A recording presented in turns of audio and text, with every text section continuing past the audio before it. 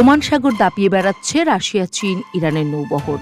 ইরানের চাবাহার বন্দরে ভিড়েছে রাশিয়া চীনের অত্যাধুনিক যুদ্ধজাহাজ।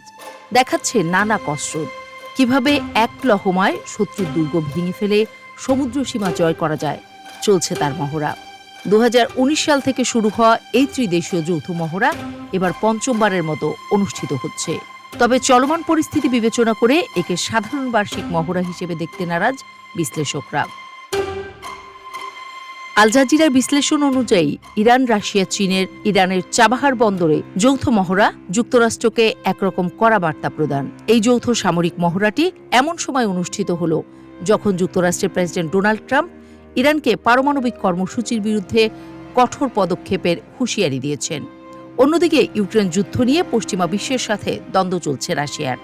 চীনের সাথে আছে যুক্তরাষ্ট্রের এক ধরনের প্রতিযোগিতা। এমন পরিস্থিতিতে এই সামরিক কৌশলগত মহড়া পশ্চিমা প্রভাবের বিরুদ্ধে গিয়ে নতুন শক্তির জোট গঠন এবং পারস্পরিক সহযোগিতার স্পষ্ট বার্তা।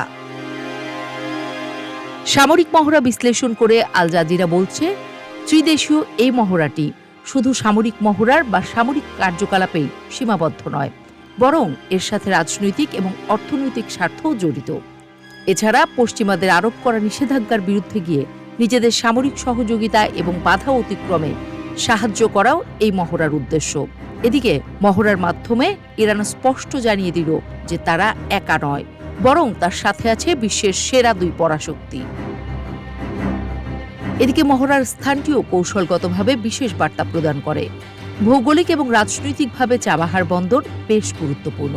আন্তর্জাতিক বিশ্লেষকরা বলছেন, ওমান উপসাগর ও হরমুজ প্রণালীর মতো কৌশলগত জলসীমায় এই ধরনের মহড়া পশ্চিমা বিশ্বকে চাপে ফেলবে।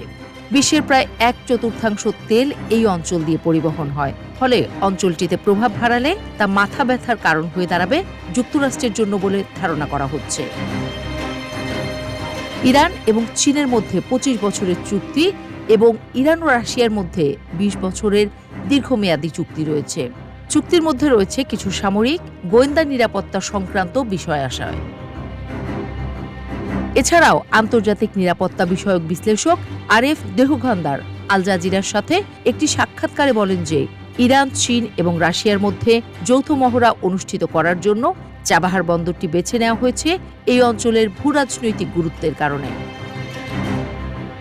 ইরান, চীন এবং রাশিয়ার মধ্যে সামুদ্রিক নিরাপত্তা বেল্ট 2025 মহড়ার সময় সম্পর্কে তিনি বলেন, এই সময়টি অত্যন্ত গুরুত্বপূর্ণ, কারণ ইউরোপ আমেরিকা যখন দূরে সরে যাচ্ছে দিন দিন, ঠিক তখনই এই মহড়াগুলো আদতে যুক্তরাষ্ট্র ও তার মিত্রদের বুঝিয়ে দেয় যে এবার এশিয়ার পালা, এবার পালা আসলে পূর্বেরই।